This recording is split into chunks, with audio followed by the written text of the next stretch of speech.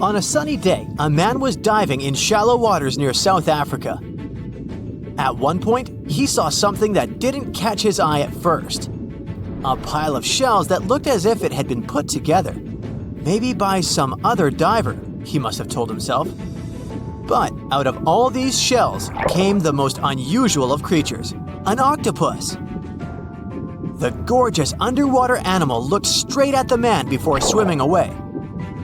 Impressed by his new acquaintance, the diver started visiting the octopus every day. He watched it use shells and seaweed to protect itself and learned how it hunted and cared for its eggs. All these encounters became the basis for a now famous documentary. In the movie, the diver wanted to study the relationship between a wild octopus and its observer. Initially, the octopus was a bit too shy to let the man get close. But over time, it began to trust him and even explored his body. At one point, the octopus even rested on the diver's chest. The man soon began to look at the underwater creature as his octopus friend. Sure, the documentary did make it look like a true friendship, but that was most likely because of all the close-ups and eerie music. But you can't really know what the octopus is thinking. Maybe what looks like tenderness is just curiosity or confusion. Maybe an apparent hug is really just a defense mechanism. Some people may love octopuses, but can they really be friends with a human? Until they learn to talk, I guess we'll never know. That doesn't make an octopus less of an interesting creature, though. Apart from those quirky sets of tentacles, obviously, octopuses have another characteristic that sets them apart from other sea creatures. A recent study that involved studying the footage of octopuses living underwater shows that they sometimes develop this unusual behavior. They seem to throw things at each other on purpose. It can be anything from dirt from the bottom of the sea to shells or rocks. Octopuses are known to be solitary creatures, so when something or someone, like an underwater camera person, gets too close to them, they might lash out. Just as we have yet to discover the limits of our galaxies and constellations, we know very little about the bottom of the sea. It's one of the reasons why we find it so hard to explain the behavior of some underwater creatures. The truth is, we don't have good enough technology able to deal with harsh conditions and a limited amount of light underwater. You might have asked yourself at one point, what's the deepest part of the ocean? It's called the Mariana Trench.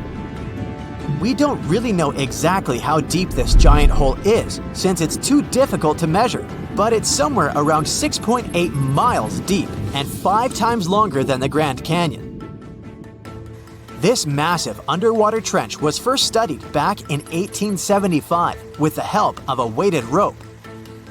Back in 2012, a Canadian film director reached the bottom of the trench in a submersible vessel called the Deep Sea Challenger.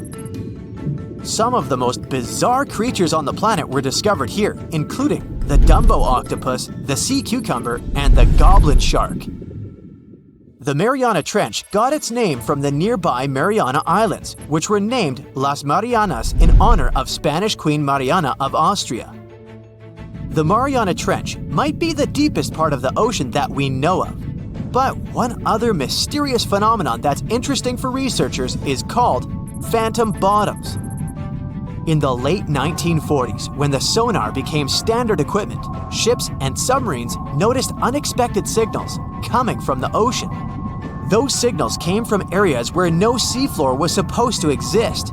What's even more mysterious is that this fake seafloor appeared to move. One researcher at Scripps University found out that these phantom bottoms showing on maps were indeed alive. They were made out of a layer of jellyfish, shrimps, and other deep-sea creatures. The reason why they move is that they rise to the surface at night to feed. To top it all off, even the way these creatures move is kinda calculated. They don't just move randomly, but seem to gather together by species. We used to believe underwater animals behave this way only to avoid being caught by predators. It's a mystery to scientists why they group in the same way to form a fake seabed. Our curiosity about the deep waters doesn't stop at the seafloor. If you went on a vacation to the beach when you were young, you probably remember the fun of digging in the sand. As the hole got deeper, you may have asked yourself, could I dig all the way to the other side of the Earth? None of us have ever found out. Our parents took us home when it got dark and chilly. Scientists are more reasonable when it comes to this subject. For starters, they know the best place to start digging would be underwater, since those regions are already deeper than what we can find on land. They also do not have the ambition to drill a tunnel through Earth. It's not even possible. That's mostly because of the extreme heat and pressure inside our planet. Even if we could technically dig a tunnel, it would not be safe to travel through it. However, reaching the mantle and retrieving a sample would be a huge scientific achievement, similar to landing on the moon. What we live on is called Earth's crust. Underneath it, there are other layers called the mantle, outer core, and inner core. Researchers have been trying to drill into Earth's mantle since the 1960s, but they haven't succeeded. Some failed due to technical issues, and others were unlucky and chose the wrong places to drill. Our planet's mantle is made of molten rock. Wouldn't that be dangerous if we ever reached it? Scientists say we have nothing to worry about, though. If and when the drillers eventually pierce through the crust underwater, hot molten rock won't pop up the hole and spill onto the seafloor like it would during a volcanic eruption. Mantle rocks aren't solid, sure, but they move slowly, at the same speed as your fingernails grow. Another of those famous deep-sea mysteries is that of the 1997 bloop. You heard that right. I'm talking about a weird sound that seemed to come from deep under the waves.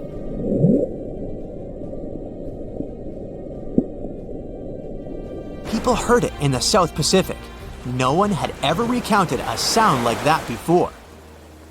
Some thought it must have been emitted by a strange creature living deep in the ocean. It didn't help that the noise came from a location mentioned in a story by famous writer H.P. Lovecraft. In his story, it was a creature called Cthulhu that lived there. In the novel, the author described it as a large, human-like monster with tentacles on its face and wings on its back. For many years, people tried to figure out where the noise came from. It wasn't until 2005 that they concluded it was from icebergs breaking off of glaciers. Some people still don't believe that this explanation truly makes sense and are searching for a different reason for the bloop. If creatures living outside of our planet ever decided to come to visit, you wouldn't expect them to go straight to the bottom of the sea, right? Well, some people claim there's a sort of spaceship on the ocean floor, discovered in 2011. It's basically an oval-shaped object located on the bottom of the Baltic Sea. In 2012, a team of divers explored the anomaly and found what appeared to be a staircase and other structures on its surface. This only added to the belief that the large object had been made by someone and wasn't just a natural phenomenon. Even more bizarre, close to the unidentified anomaly, the explorers' electrical equipment, like sonar instruments and satellite phones, started to malfunction. Some scientists believe it just to be a glacial deposit or some other natural formation, but they still don't know for sure what it is. These people can spend more than 5 hours a day underwater, and this must be the closest thing we have to actual mermaids. Meet the Bajau tribe from Indonesia, Malaysia, and the Philippines. This tribe developed an extraordinary mutation which helps them to almost live in the sea.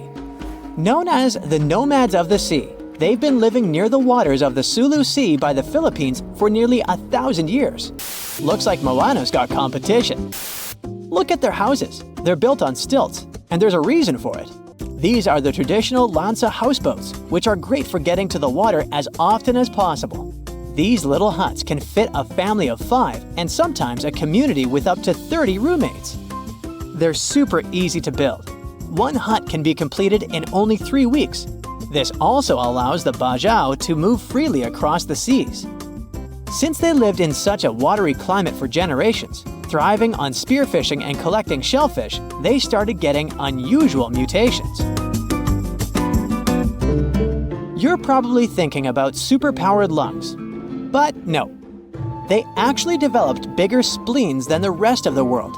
It's 1.5 the size of a normal human. Why is it important? Because the spleen helps store oxygenated red blood cells, so having a bigger one is like having a natural scuba tank. This adaptation is similar to what happens in deep diving seals, which also have large spleens. Scientists found that they have a special gene called PDE10A that's responsible for this. Bajau can hold their breath for about 10 minutes. For comparison, a regular human can do that for about 30 to 90 seconds. And the world record is 24 minutes and 37 seconds. They also spend up to 60% of their day underwater.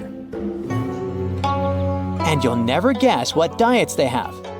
Of course, they eat a variety of sea creatures, especially lobsters, snails, and sea cucumbers, which are known for being very nutritional and even medicinal. They build their boats themselves, fish using traditional methods, and trade their surplus catch with the mainlanders for essential supplies. They also use this money to buy cassava and prepare their cultural dish called cassava pangikai. Since they don't have fridges, they line up tons of caught fish and sun-dry it. Thanks to this technique, the fish can last for weeks. People from this tribe are yet to develop gills and scales, but they have their underwater quirks. When they hold their breath and dive, their bodies go into a special mode where their heart rate slows down and their spleen squeezes out extra oxygen into their bloodstream. Usually, Bajau uses traditional wooden goggles and weighted belts. They also have incredible free-diving skills. They've conquered depths of over 230 feet. They start learning how to swim at about 8 years of age, or even younger. At the same time, they learn to hunt and survive in general. The Bajau people also make their own sunscreen. It's an everyday sunscreen called Borak Buas. It's mostly based on turmeric and rice powder, and women use it to protect their skin from the strong sun rays. It's a simple and cheap way to protect beauty, so it's especially popular among unmarried Bajau women who want to attract a potential spouse. But it's not all smooth sailing. In the 1950s, the Malaysian government put the Bajau in a pretty difficult legal position. After living for centuries as unrestricted nomads, now they have to carefully navigate its journeys across national borders and bureaucratic hurdles. This means that they're not fully stateless, but they're not officially recognized citizens of any country. Today, only a few hundred Bajau families live near Semporna, Malaysia, but it's getting harder to live such a life. The resources are scarce, and recently, some new restrictions appeared on cutting trees for boat repairs. All these things are slowly pushing them towards a more settled yet uncertain life on land. They're forced to resettle in places like the Bangau settlement, but without citizenship, they essentially have no formal rights for things like getting jobs or education. Modern life poses tons of challenges for them. Imagine seeing millions more colors than everyone else. That's what tetrachromats can do. Tetrachromacy is a condition where someone has an extra type of cell in the back of their eye. This allows them to see a broader range of colors. If an average healthy person sees about 10 million, then tetrachromats might see 100 million. The extra cone enhances their ability to differentiate between subtle shades that others might not notice. This mutation requires 2 X chromosomes, so it actually happens to women. And it's not like this is a super rare thing either. The study says that about 12% of women possess this unique condition, and that's a huge number. Most tetrachromats don't even know they have this super vision. They might not realize they're seeing more colors than an average person. This makes spotting tetrachromats and studying them kinda tricky. And since scientists themselves usually can't see more than about 10 million colors, it's also pretty hard to test people for this condition. But they think that, like with X-Men, after some special training, tetrachromats might unlock the full potential of their ultra abilities. Marfan syndrome is a genetic condition that affects the body's connective tissues, making them more elastic. This can make you unusually tall, have elongated limbs, and often be extremely flexible. And some people use this as an advantage in their careers. Javier Botet was diagnosed with Marfan syndrome at a young age, but he made a name for himself in the horror film industry. He can contort his body in such an eerie and unsettling way that this has landed him roles in numerous films such as Mama, The Conjuring 2, It, and Slender Man. But Marfan syndrome is a spectrum disorder. While some people with the condition can live relatively normal lives, others may face serious health issues. Do you sometimes wish that there was less sleep so you'd have more time? Well, some of us got that blessing. While most adults need 7 to 9 hours of sleep each night, some people can function well on only 4 or 6 hours. This genetic mutation, found in a gene called DEC2, actually influences many different species, not only humans. For example, it also works on mice and fruit flies. DEC2 helps regulate circadian rhythms, the natural biological clock. This mutation affects the production of orexin, which is a hormone involved in wakefulness and maintaining the sleep-wake cycle. Basically, it helps release morning hormones earlier than usual and fades away before dawn. They discovered this gene in a family of natural short sleepers. It was a bunch of people who go to bed at a normal time, 11 p.m. to midnight, but wake up at 5 in the morning without any issue. It's a super rare mutation. It might sound like something out of a comic book, but humans can actually have super strength. Turns out, some accidental mutations can unleash titanic strength without any crazy workout routines. There are 2 proteins in our body, myostatin and activin A, that usually are secreted by muscle cells to suppress excessive growth. In other words, these 2 help regulate the size and number of your muscle cells, so you don't end up accidentally looking like Schwarzenegger. But as you can guess, some do end up like that. People with this genetic condition don't produce these proteins. Without hitting the gym, they can naturally grow their muscles extraordinarily large, resulting in super strength. It's called myostatin-related muscle hypertrophy. Sounds kinda dangerous, right? And it is. When you become a Superman, there's also the risk of muscle imbalance, heart and joint issues, and other problems. If all the volcanoes on Earth suddenly erupted together, it'd be loud. We'd also have around 1,500 of these formations bursting at once. Now normally it's just 10 to 20 volcanoes that are active each day. But what would the world look like if they all blew their tops simultaneously? Geologists think it wouldn't be pretty. Even if only the land volcanoes erupted together, it would set off a chain reaction way worse than anything we've ever seen before. The 2 big problems would be ash and volcanic gases. While the explosions in lava would be damaging for people nearby, the real danger lies in what happens next. A thick layer of ash would cover the planet, blocking out sunlight completely. No sunlight means no photosynthesis, which means crops would fade away and temperatures would drop considerably. And all this ash cloud could remain in our atmosphere for up to 10 years. Now, ash aside, there's also acid rain to worry about. Volcanic gases like hydrochloric acid and sulfur dioxide would mix with the atmosphere and fall back down as acid rain. This type of weather would harm the groundwater and ocean surfaces. Even if humans would find a way to survive up to this point, we'd have no corals and no other sea creatures around. Scientists have seen similar events in Earth's history at a smaller scale. Big volcanic eruptions have been linked to mass extinctions. When Mount Pinatubo erupted in 1991, it cooled parts of the world for 2 years. But the extra carbon dioxide from these eruptions could also heat the planet, the same way we turn our stoves to broil for that extra crispy layer on our casserole. Geologists also mentioned that there's evidence in our atmosphere that stuff like this may have happened in the distant past.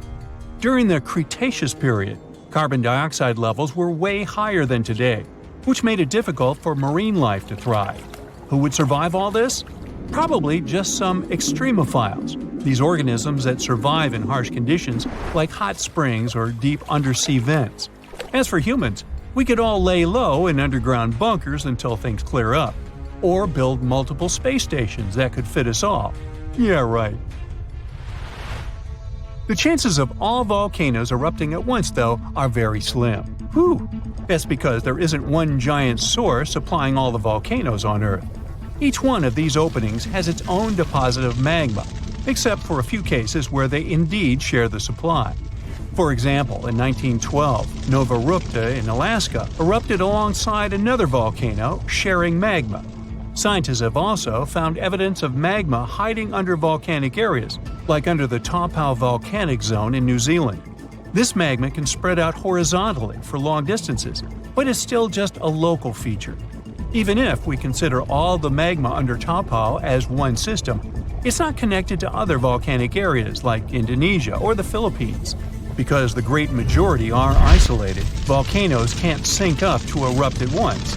The magma comes from different processes like mantle decompression or adding water to the mantle through subduction. There's no way to make all these different volcanoes erupt together because of how tectonics work. Now, that doesn't mean we won't see interesting volcano activity in the future. Take an underwater area near British Columbia, where recently about 200 small earthquakes per hour have been noted. Deep beneath the Pacific Ocean floor, off the coast of Vancouver Island, magma is set to erupt, heating the water so much that it'll bubble like soda. However, this event will likely go unnoticed by anyone other than scientists. The anticipated eruption will most likely happen around 3 miles below the ocean surface. Scientists explain that the earthquakes range from negative to 4.1 magnitude, meaning only those nearby would feel any tremors. This unusual activity gives us a rare opportunity to study how the Earth's crust forms. The magma beneath the ocean floor is estimated to be almost 1,500 degrees Fahrenheit, but will cool rapidly upon eruption and contact with water. This runny rock will solidify upon contact with the seafloor, turning black quickly. This event will be useful for biologists too, who will have the opportunity to study the marine animal's response to any changes, like run! Antarctica, often seen as a vast icy continent, also holds a volcanic surprise beneath its frozen surface. Researchers have identified over 130 under the western ice sheet alone, making it the largest volcanic region on Earth. Most of these volcanoes, about 90, were only recently discovered in 2017. But could any of these Antarctic volcanoes actually erupt? Well, it depends on which volcano we're talking about. While these formations are relatively young in geologic terms, it's hard for scientists to tell if they're still active or not. There are only 2 confirmed active volcanoes in Antarctica, Deception Island and Mount Erebus. The latter, standing tall as the highest peak on the continent, has been continuously erupting since at least 1972. It's known for emitting gas and steam, and sometimes even throwing out rocks in what are called strombolian eruptions. One of its most notable features is a persistent lava lake in its crater, a rare phenomenon due to specific conditions needed to keep the surface molten. For instance, it's fueled by a steady supply of magma from deep within the Earth's mantle. This continuous inflow of molten rock provides the material for the lava lake to exist. It also features low ambient temperatures. Despite its location in Antarctica, Erebus has relatively mild temperatures in its summit region because of the heat generated by the volcanic activity. This allows the lava lake to remain liquid rather than freezing over. Deception Island, another active volcano, last erupted in the 70s. While it's currently not showing signs of imminent eruption, it's being monitored closely for any concerning activity. Apart from these 2 being confirmed to be active, Antarctica is dotted with fumaroles, openings in the Earth's crust that release gases and vapors.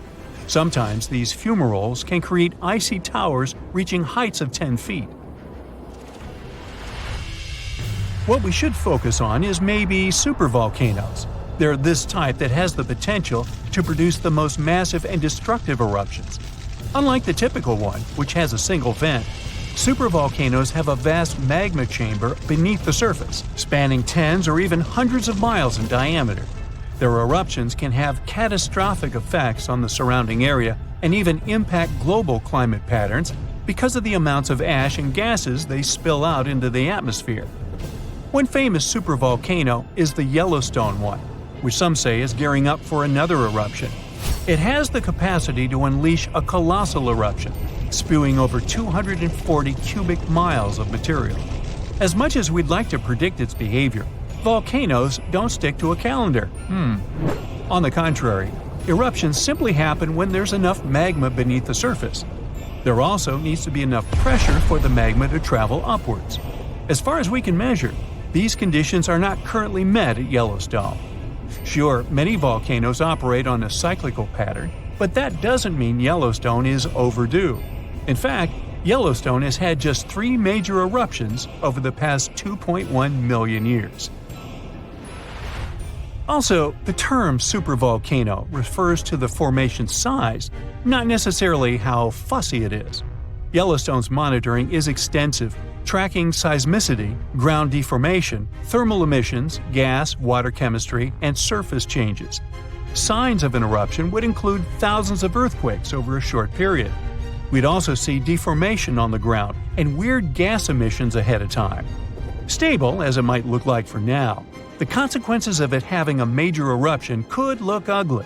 Ash dispersion could blanket a 500-mile radius, potentially disrupting Midwest agriculture and clogging waterways.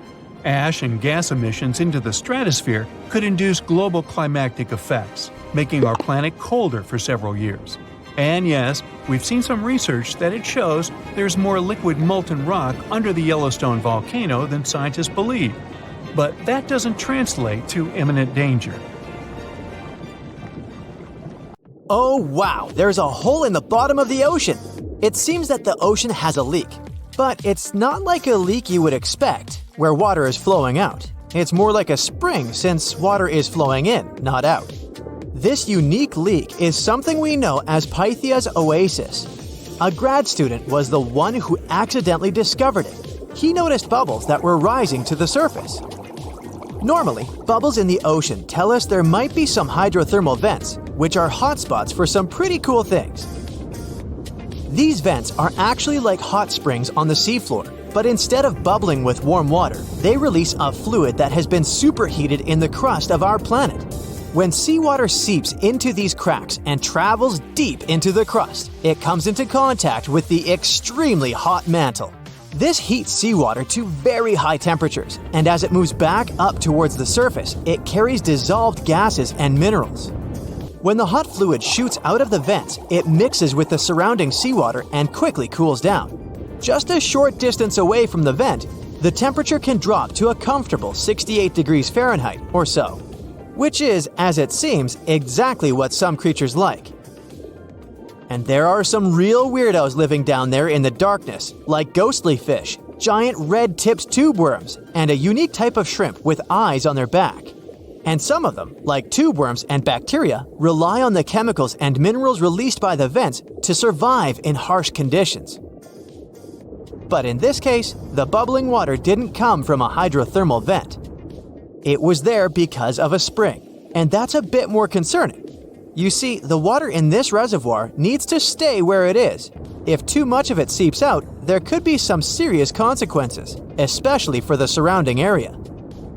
You can see this unusual leak along the Cascadia subduction zone, which is a massive fault line off the Pacific Northwest coast. It's a place where 2 pretty big plates that make up Earth's crust come together and slide along each other. The water from Pythia's oasis kinda acts as a lubricant between these plates.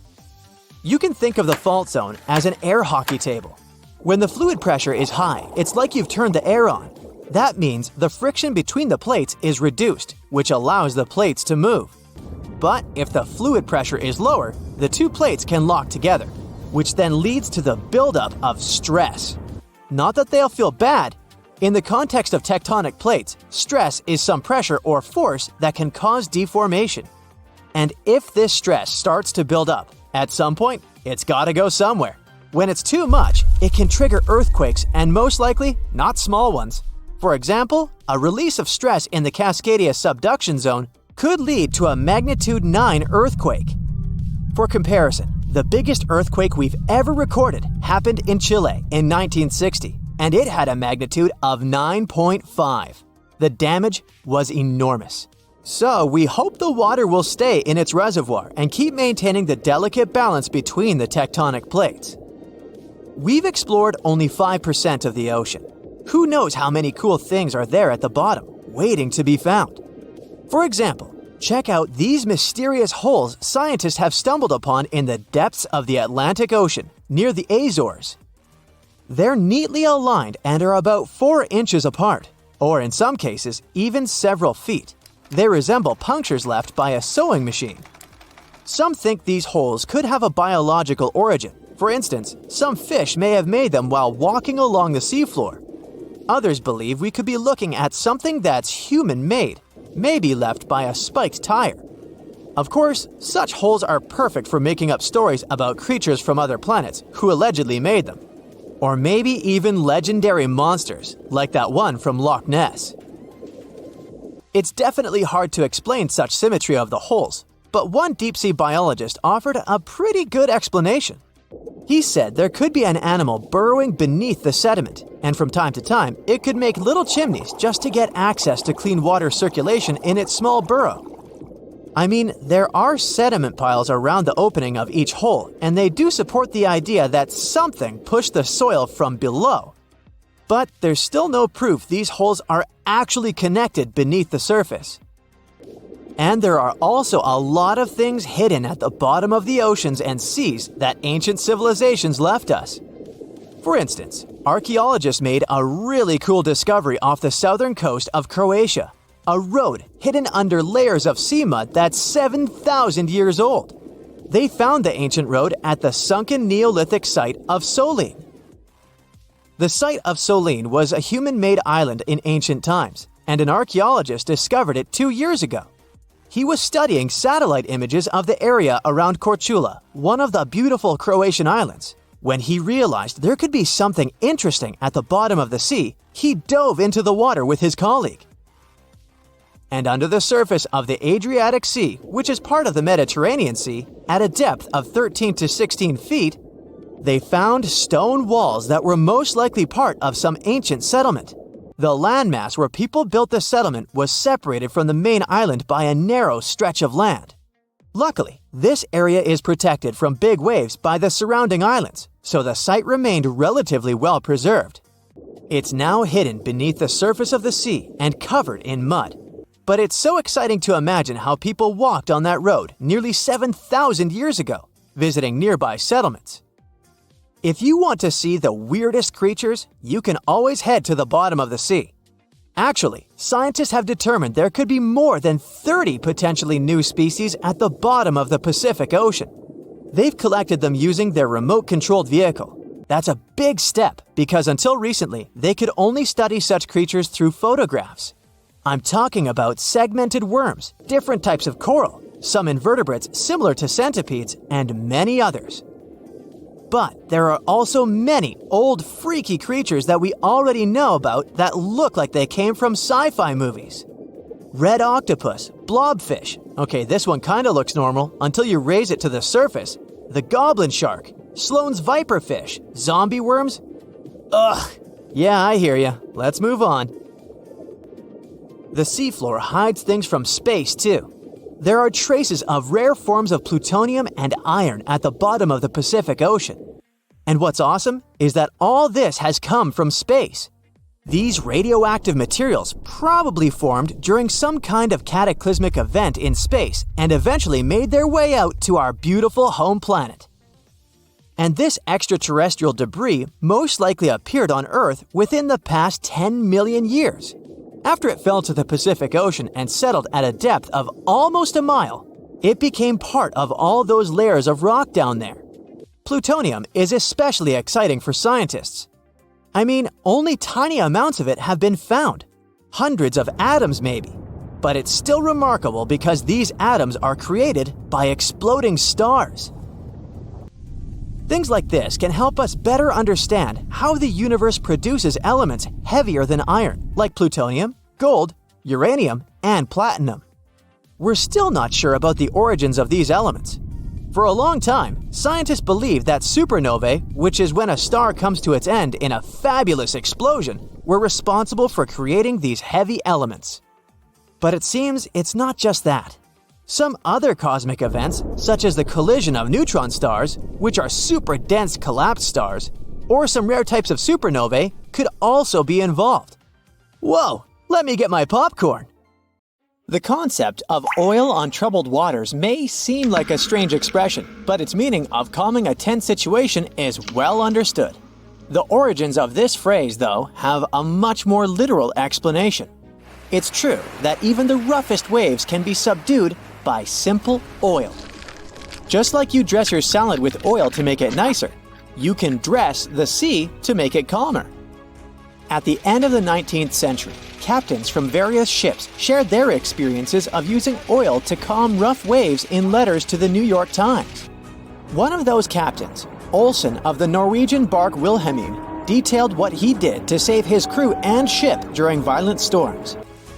Despite the challenges they faced, the oil trick proved to be a game changer, drying up the weather side of the deck and helping them navigate through heavy gales. His words hinted at a secret power hidden within these simple bags made of sailcloth filled with irregular animal oil. He used it several times, and each time, the technique worked like a charm. One time, his crew encountered heavy gales on their voyage to Belfast. They were causing quite a stir, but they managed to stay ahead of the game by deploying these bags made of sailcloth filled with animal oil. As soon as they released the bag from the cathead, the weather side of the deck dried up in no time, even as the seas continued to wash over it. It was pretty neat to see it working its magic without even needing to check if the bag was empty, as it was a real lifesaver. Their vessel was still a little shaky and taking on water on the lee side, but this little trick really helped them out. Captain Jenkins from the British steamer Francisco used a similar method to calm the seas during their voyage from Hull, England to Boston. They ran into some strong westerly gales, causing really big waves. They didn't want to head any further north, so they decided to stop the engines and chill for a bit. They stuffed some oakum into the pipes of the closets and filled them with oil, and it worked like magic. The sea calmed down along the side of the ship, the big waves disappeared, and they stayed nice and dry.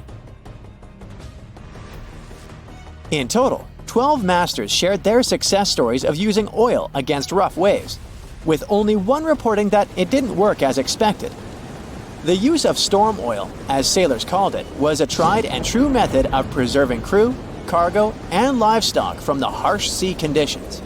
The toughest thing some of them experienced was just a little spray. Their methods were a tad different, but all of them used oil. But what made this storm oil so effective? First off, let's clarify something.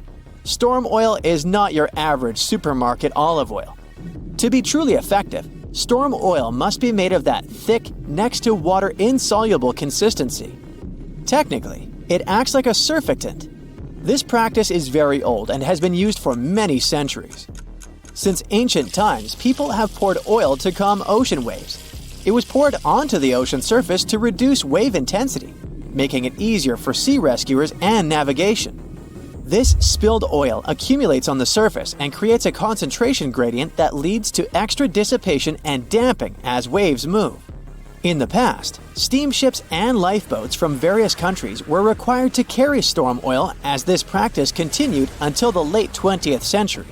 It was included in the United States Maritime Service Training Manual as essential equipment for lifeboats, and British vessels were mandated to have it until 1998. Often, vegetable oil or fish oil was used as a cost-effective option. While those options were commonly used as storm oil substitutes, the thick consistency was the key to the oil's effectiveness. Storm oil has a dampening effect on water, absorbing some energy from the waves. It quickly forms a thin layer over a large area of the water surface, preventing wind from creating waves easily. The use of oil to calm ocean waves dates back to ancient times, with Aristotle and Pliny the Elder discussing its effects. Benjamin Franklin famously studied the calming properties of oil on waves during his trips to England in the 18th century. Communication between Franklin, William Brownrigg, and Sir John Pringle led to further exploration of this phenomenon. Agnes Pockels also made significant contributions to the study of storm oils through her experiments in Germany. She suggested that the calming effect of oil on water involved more than just reducing surface tension.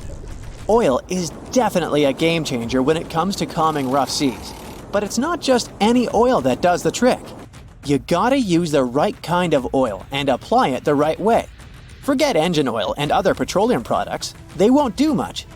Fish oils are where it's at, especially the thick ones.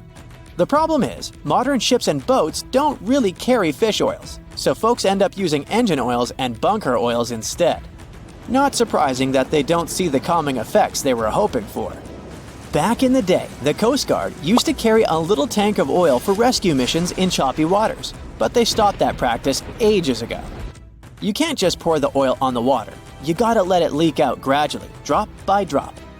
The best way is to hang a bag of cod liver oil or something like that over the side of the boat. The oil seeps out through the bag onto the water surface and smooths out the waves. Not only does the oil calm things down, but it also stops the wind from messing with the surface. Just a bit of the right oil, like a gallon or so, can flatten out a huge area around the boat. Believe it or not, tossing oil into the sea used to be allowed. Steamships and lifeboats were actually required to have equipment to slowly release oil during storms. The lifeboats on the Titanic fell under British law from 1894, which said they had to carry oil for bad weather. Now for the science part, as oil decreases water's surface tension, preventing those pesky waves from breaking. It's like adding an invisible layer over the water that makes it super smooth. So, when you pour some oil into water, the molecules don't clump up as they spread out to form a super thin layer. These oil molecules kind of do a somersault, standing on their heads and aligning with the water molecules like magnets. This creates a film on the water surface that is just one molecule thick.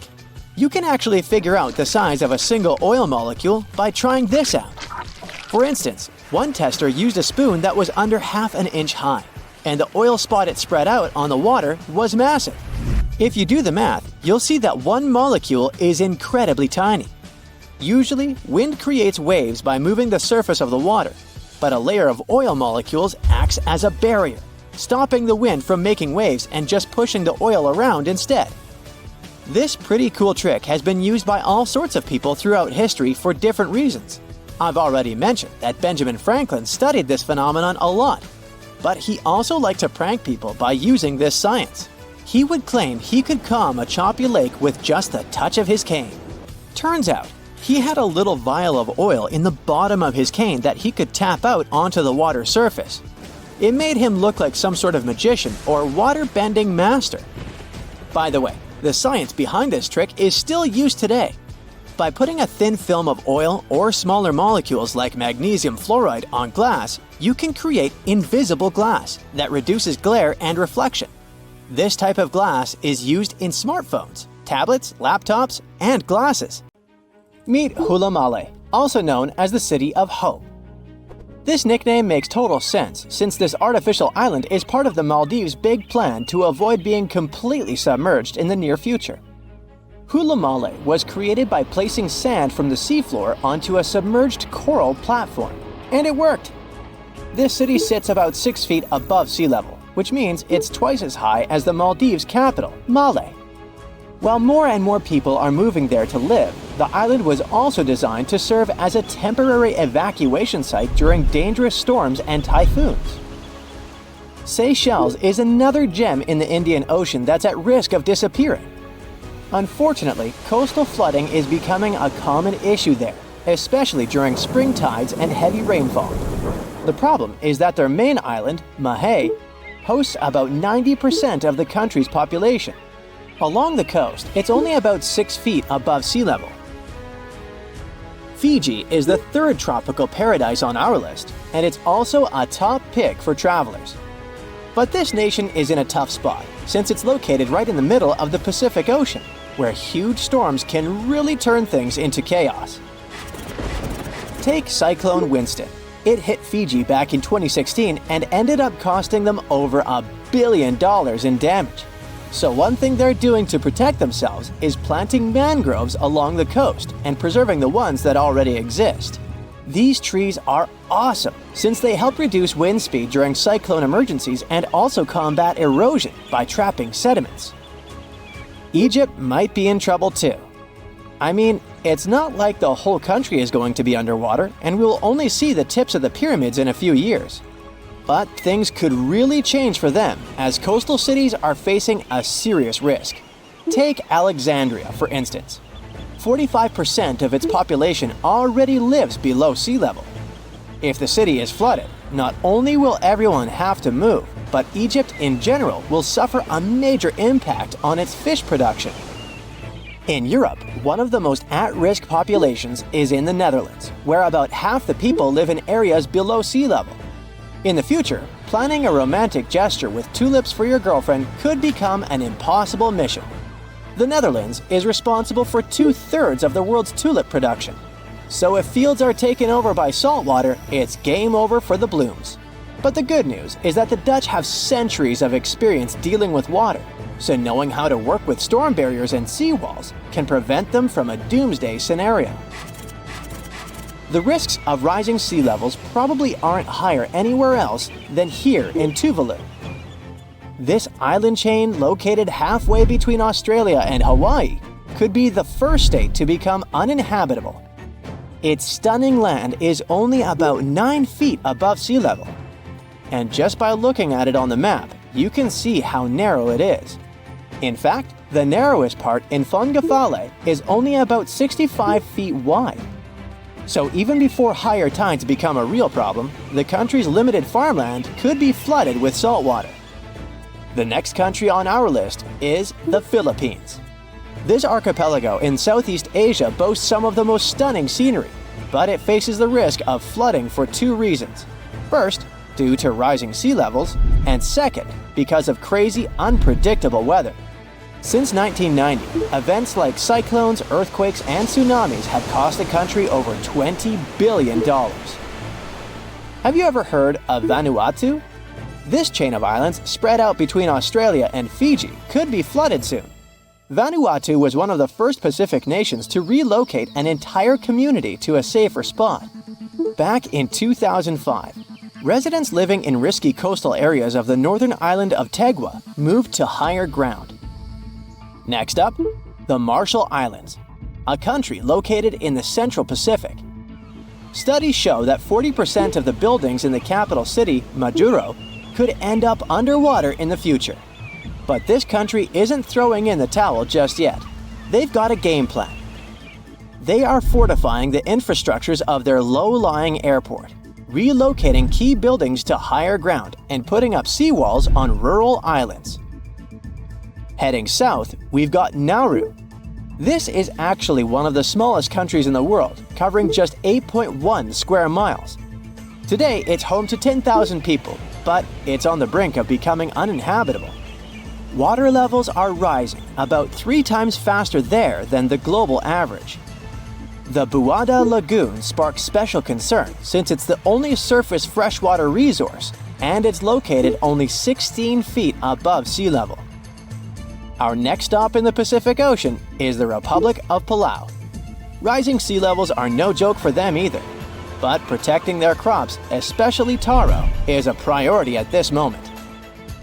About halfway between Hawaii and New Zealand lies Samoa, and this country is dealing with a unique situation. Not only is the volume of water increasing there, but their land is also sinking. You see, a couple of strong earthquakes and tsunamis hit Samoa back in 2009. So as the crust bounces back to its original position, the overall land surface is actually going down. Because of this, their housing and main infrastructure could take a serious hit, especially since all their airports are along the coast. Let's head to Kiribati. This Pacific nation has a big problem with frequent flooding because most of its people and infrastructure are near the coast. Apart from the volcanic island of Banaba, none of Kiribati's land is more than 6.5 feet above the ocean. To tackle this situation and keep their population safe, they had this big idea of making a massive floating platform, kind of like the ones oil companies have. But the problem is that it would cost them a fortune, as the project is estimated to be around $2 billion. If visiting Vietnam is on your bucket list, you better hurry up. The top 10 things to do there mostly involve cruising to jaw-dropping spots like down to Ha Long Bay, also known as the Descending Dragon's Bay. But by 2050, the surrounding land over there might be underwater. Another huge problem Vietnam is facing is that the main rice fields are getting salty. And if you're into Vietnamese food, you know how important rice is for them. Right now, they're especially concerned about the Mekong Delta region being vulnerable. After all, this is a highly fertile area responsible for most of Vietnam's agricultural output, with over 50% of it being, rice. This nation is really putting in the effort to adjust to this new reality. They're flushing the rice fields in the Mekong Delta with fresh water to get rid of the saltiness. Our next stop is in the Caribbean Sea. Grenada is an island country, but you may know it as the Island of Spice, since its tropical climate is just perfect for cultivating things like nutmeg, cinnamon, cloves, and ginger. Unfortunately, Grenada and its incredible fertile soil also face an uncertain future of being submerged. Let's talk about the last country on our list, the Solomon Islands. 5 islands in this archipelago have already vanished beneath the waves, and 6 others are submerged by 20%. They include the Nusa Evili Island, which was once a hotspot to go to for a picnic in the early 2000s. Even though the situation is complicated, it's important to note that more than 300 of the islands there are inhabited. One thing about the Solomon Islands is that it seems like they're always in some kind of recovery mode, since the country often gets hit by tropical cyclones and flash floods. Their population is already working hard to save their homes from the rising seas by building stone walls along the coast, planting mangroves, and constructing houses in higher areas. The protective shield of our planet decays and eventually fails. So do our satellites. First, communication satellites in the highest orbits go down. Next, astronauts in low Earth orbit can no longer contact their mission control center. And finally, hazardous, relentless cosmic rays start bombarding everything on Earth, causing havoc and devastation. Are these the terrifying consequences of the planet's magnetic field reversal we're going to face? Right now, as you're watching this video, Earth's north magnetic pole is extremely out of whack. It's so serious that scientists will have to update the global magnetic field model released a mere 4 years ago. Does it all mean that the magnetic pole of our planet will flip soon?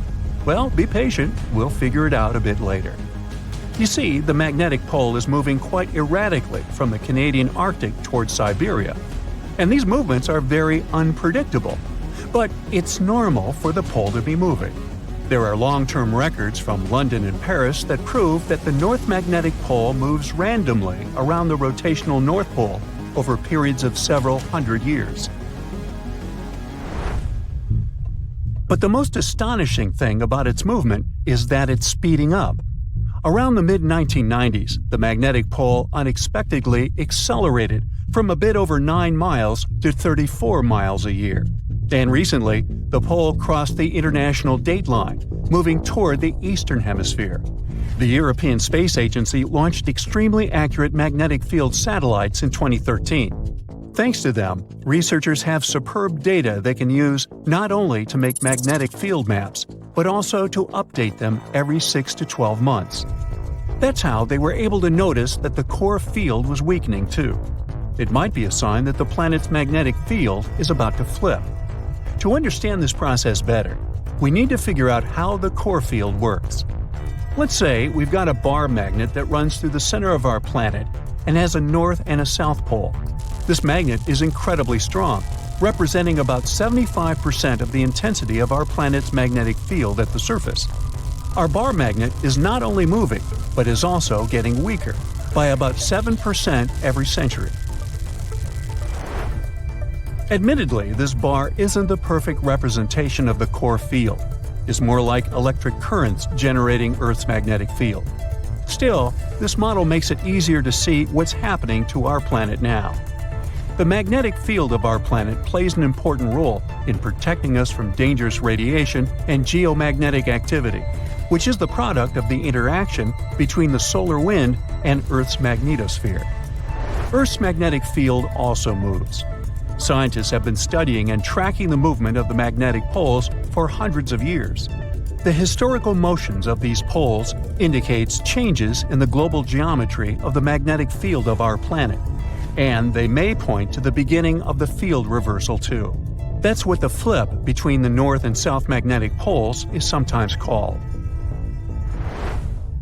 You see, if the north magnetic pole moves a bit, it isn't a big deal, but a complete reversal might have a serious impact on the climate of our planet, as well as modern technology. Luckily, such flips don't happen overnight. The entire process stretches over thousands of years. Plus, even though the magnetic pole weakens during a pole reversal, it doesn't disappear completely. So those scary events from the beginning of the video aren't likely to happen to us.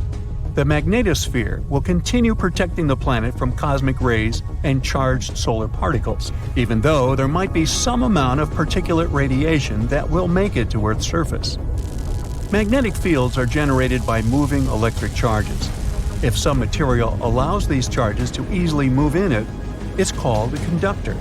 Metal is a great conductor, and we often use it to transfer electric currents from one place to another. In this case, the electric current is negative charges called electrons moving through the metal. The current is what generates a magnetic field. Earth has a liquid iron core. In other words, there are layers and layers of conducting material inside our planet. Currents of charges are constantly moving through the core, and the liquid metal is also moving and circulating there, generating the magnetic field. This magnetic field, in turn, produces something resembling a bubble around the planet. It's called the magnetosphere, and it's located above the uppermost part of the atmosphere. This layer shields and deflects high-energy cosmic radiation, which otherwise would be extremely dangerous to people and other forms of life on Earth. The magnetosphere also interacts with the ionosphere, the layer of our planet's atmosphere containing loads of ions and free electrons and capable of reflecting radio waves. The interaction between these two layers and the magnetized solar winds is what scientists call space weather. The solar wind is normally mild, and there's no space weather whatsoever. But sometimes, the sun starts shedding gargantuan magnetized clouds of gas that can accelerate to incredible speeds. They're called coronal mass ejections, or CMEs. They're ejected from the sun over the course of several hours. CMEs usually look like giant twisted ropes and can occur spontaneously. Their frequency varies according to the 11-year-long solar cycle. For example, at a solar minimum, you can observe one ejection per day, and when the sun is in its most active phase, there might be 3 CMAs per day.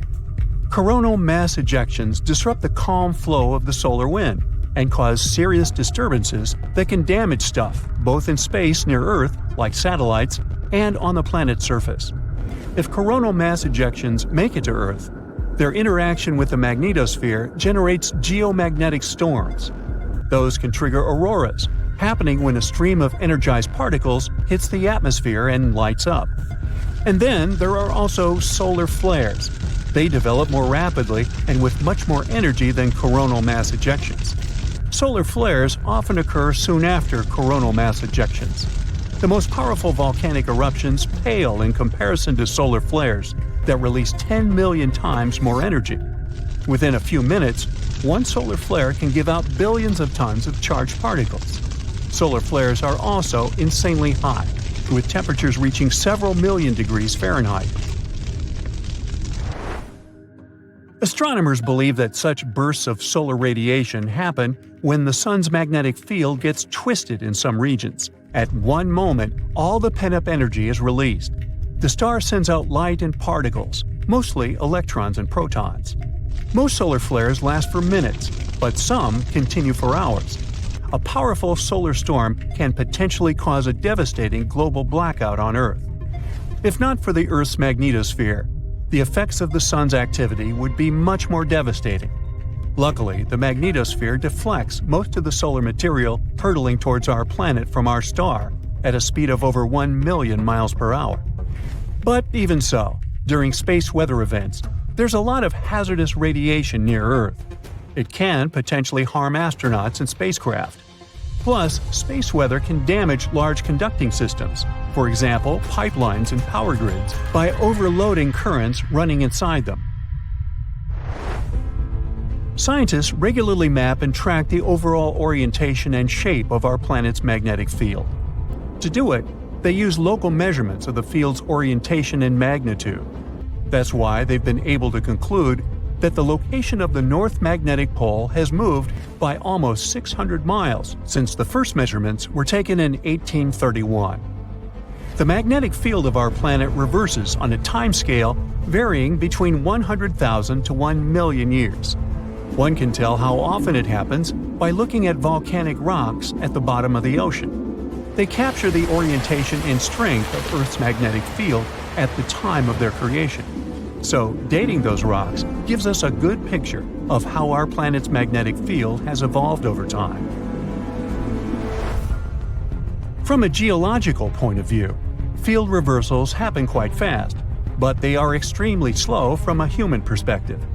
A complete reversal normally takes a couple of thousand years, but during this time, the orientation of the magnetosphere may shift, exposing more of Earth to cosmic radiation. Such events tend to change the concentration of ozone in the atmosphere. In any case, scientists can't say for sure when the next field reversal will happen, but they keep mapping and tracking the movement of our planet's magnetic north. By the way, the Earth isn't the only planet with a magnetic field. Gas giants, like Jupiter, also have a conducting metallic hydrogen layer that generates their magnetic fields. Jupiter's internal magnetic field prevents the solar wind from interacting directly with the planet's atmosphere.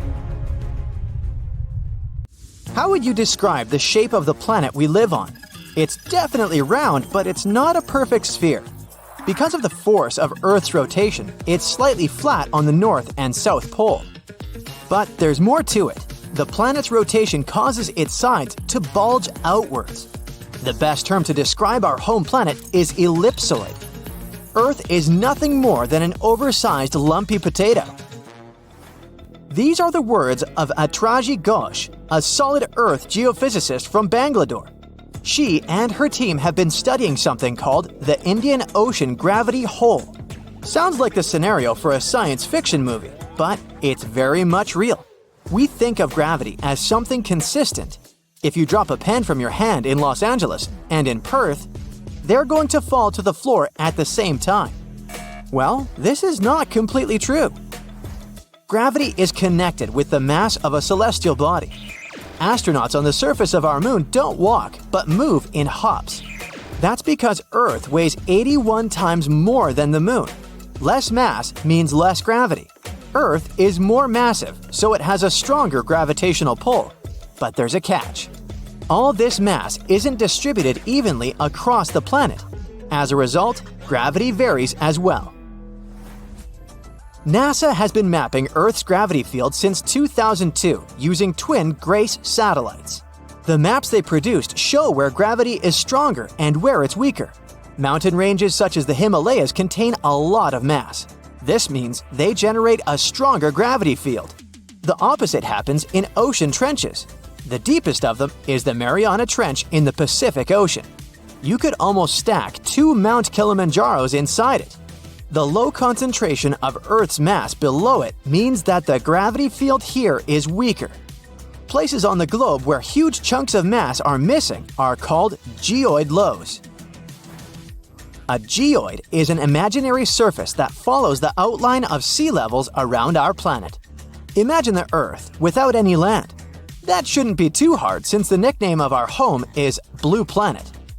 Now draw a curvy line along the surface of the oceans and you get a geoid. In reality, the line stretches across oceans, as well as land masses. Scientists use this imaginary line to calculate the depth of tremors or objects that occur underground. When the wavy line goes down, that's a geoid low. The biggest of them sits at the bottom of the Indian Ocean. The first to discover it was a Dutch geophysicist in 1948. He was performing a gravity survey from a ship. The man noticed that sea levels dipped over 320 feet below the global average. The gravity hole got the official name Indian Ocean Geoid Low. It spans well over 1 million square miles off the southern coast of India. If you went out at sea in the middle of the gravity hole, you wouldn't notice much, just an endless ocean as far as the eye could see. The only way to measure the dip in gravity is through extensive geophysical measurements and calculations. The concept of a gravitational hole existed for nearly 2 centuries in the scientific community, but researchers could study it in high detail only after satellite measurements became possible in the late 20th century. A team of Indian scientists was determined to explain the anomaly that had been puzzling geologists for decades. They used supercomputers to simulate the seismic activity that formed our planet. A total of 19 simulations revealed how tectonic plates moved across the span of over 140 million years. This was during the Cretaceous period, the time when T-Rex roamed the Earth. Nearly a third of the possible scenarios produced a geoid low, similar to the one in the Indian Ocean. The most important factor in these models was the presence of magma plumes. These are places inside the Earth's mantle, where lava flows upwards. The mantle sits between the planet's outer core and the thin crust we walk upon. The magma in the mantle plume is hotter than the surrounding rocks. The heat it generates melts and thins the crust. This creates hotspots that are brimming with volcanic activity. Yellowstone National Park and the Hawaiian Islands sit atop such hotspots. The Indian team of scientists linked the presence of magma plumes to the formation of the geoid low. Their source was an ancient ocean that disappeared tens of millions of years ago. It was located where the Himalayan mountain range sits today. Evidence of this lie in the marine rocks researchers found on the world's tallest mountains. The oceans ceased to exist when India's landmass separated from the supercontinent called Gondwana. It drifted north and merged with the rest of the Asian continent. At the time, the Eurasian supercontinent was called Laurasia.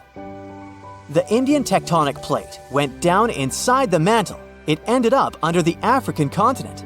This landmass contained a lot of crystallized material which was quite dense. When the sinking plate of the former ocean reached it, plumes of magma spilled out. As a result, low-density materials ended up closer to Earth's surface. Density is used to calculate mass, and if you remember our lesson in physics from the beginning of the video, less mass translates into a weaker gravity field. Scientists believe this is how the geoid low in the Indian Ocean formed some 20 million years ago. At this point in prehistory, the Earth looked a lot like it does today. There were vast grasslands, and whales swam in the seas. Geophysicists who created the computer model cannot tell for sure what will happen in the future. Ghosh thinks it's possible that the gravity hole in the Indian Ocean will remain in place for a long time. But plate movements can also cause the anomaly to fully disappear in the coming eons. Earth's tectonic plates are constantly shifting. They define the shape of our continents and oceans. Experts study plate movements to get a picture of how our world looked millions of years ago. However, telling Earth's geologic future is much more complex.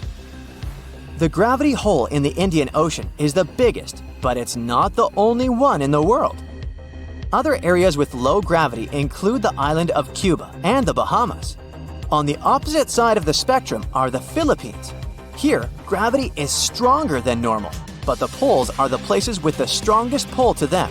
They are the closest to the center of the Earth. If you stand directly on the North or the South Pole, you are 3,950 miles from the planet's core. At sea level on the equator, this distance increases by more than 13 miles. Earth's gravitational field also has an effect on your weight. At the equator, you weigh 1% less than you do on the poles. The South Pole is maybe more suitable for this experiment because there is actually ground there. But gravity is the strongest at the North Pole in the middle of the Arctic Ocean. This is where scientists in 2013 recorded the highest gravitational acceleration on the planet.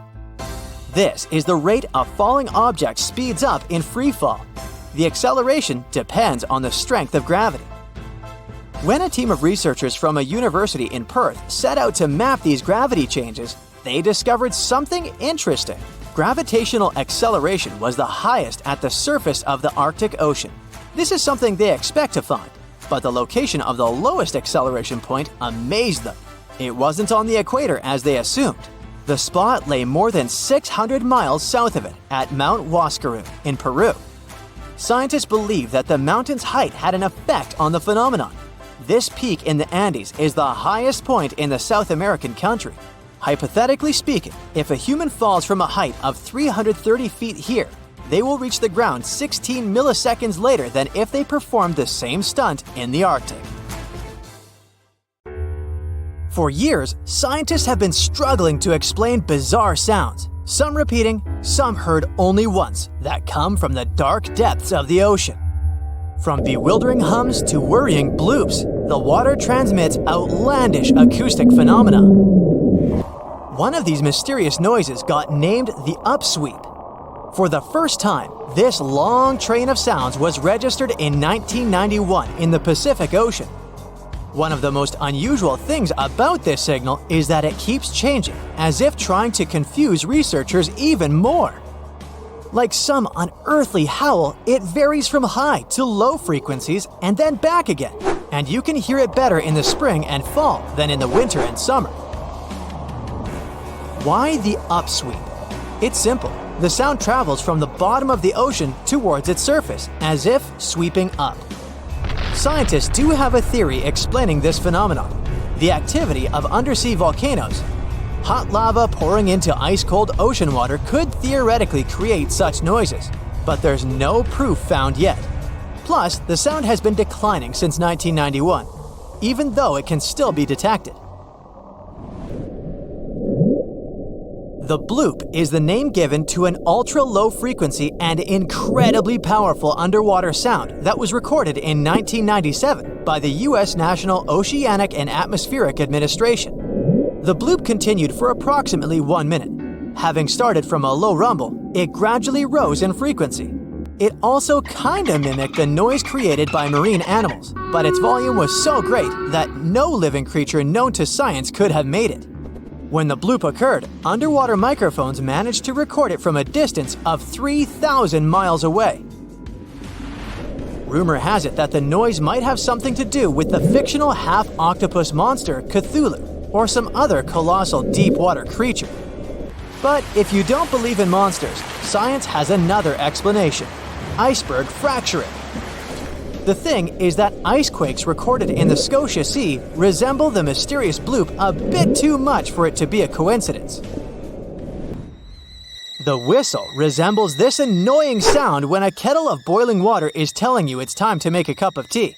But even though it may not be as blood-curdling as some other bizarre ocean sounds, it doesn't make it any less mysterious. Plus, the whistle is very elusive. In 1997, only one underwater microphone was able to pick it up, and therefore, researchers didn't manage to pinpoint the source of the noise. The most likely cause of the sound is an eruption of one of the submarine volcanoes. Have you ever heard of Julia? No, not your neighbor. I'm talking about this otherworldly sound. Listen to it. It was recorded in 1999 by the U.S. National Oceanic and Atmospheric Administration. The source of the sound was most likely a large iceberg that ran aground somewhere in Antarctica. The sound was so loud that it was heard over a huge territory, and its duration was about 2 minutes and 43 seconds. Slow down. That's the name given to a sound recorded in 1997 in the equatorial Pacific Ocean.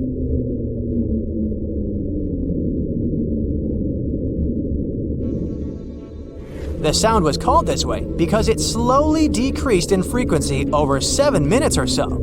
It's been picked out a few more times since it was recorded for the first time.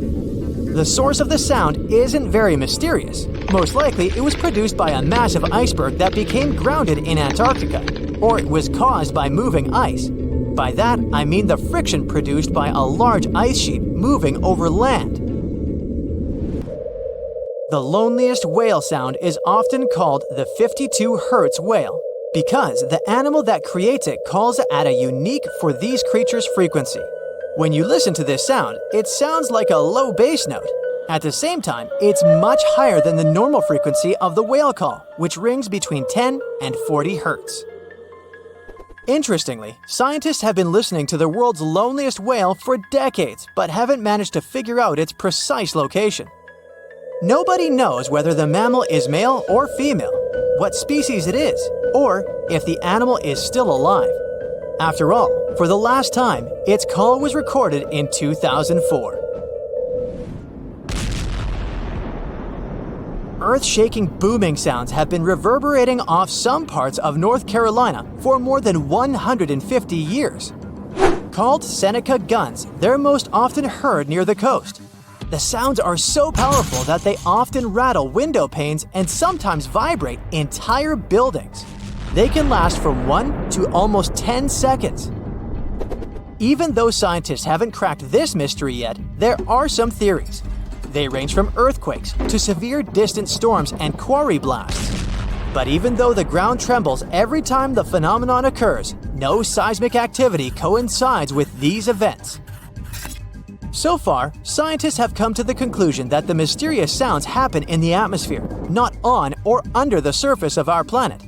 If this theory is true, bolides might be the answer. These extremely bright meteors often explode once they enter Earth's atmosphere. Or Seneca guns might be born in the ocean.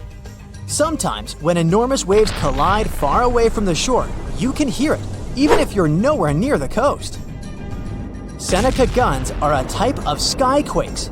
You don't need to travel to a particular part of the world to hear one of those. Mysterious sonic booms ramble from the sky everywhere, from the US to India and Japan. Just like Seneca guns, this sound phenomenon occurs mostly near the coast or a big body of water. Rattling glassware and windows in the nearby houses, skyquakes could be connected with ultra-fast airplanes breaking the sound barrier. But people started hearing the first skyquakes in 1824. The theories trying to explain this phenomenon include sand dunes shifting, meteors entering the atmosphere, distant volcanoes erupting, Earth's crust cracking during earthquakes, and even gas bursting out of underground vents in the sea or lake bottom.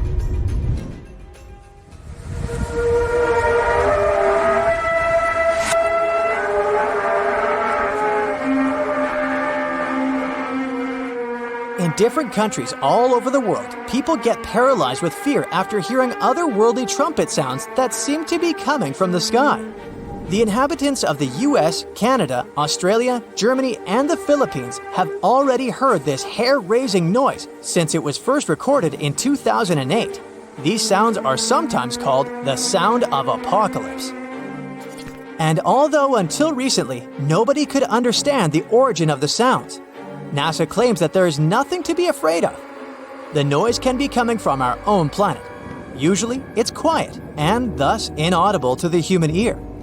But when it gets louder, the outcome is the very trumpet sounds that scare people all over the world. Bristol hum started in the 1970s when hundreds of Bristol inhabitants began to talk about a bizarre noise audible only at night. The noise was a low-level hum, and nobody could identify or trace the source of the sound. But the strangest thing about the noise was that one day, it stopped as abruptly as it started. But not before people in other towns across Britain reported hearing similar sounds. Some time ago, the mysterious sound returned. In 2015, a group of French scientists claimed that they had solved the mystery of the Bristol hum. They stated that the culprit was ocean waves that made the ocean floor vibrate. But while it was all good and well, it didn't explain why the sound was around for only several years or why it chose to return. If you ever come to the town of Taos in New Mexico, don't let another strange and unexplained phenomenon send you running for the hills. This phenomenon is a faint, low-frequency hum ringing in the desert air and grating on your nerves. Even stranger, only 2% of people who live in Taos hear this noise. But for those who do, it's unstoppable torture. On top of that, everyone describes the sound in a different way, from a quiet whir to an eerie hum or even persistent buzz. And while some people believe that the Taos hum is the result of unusual acoustics, the others suspect a bad case of mass hysteria. No one has located the origin of the hum yet.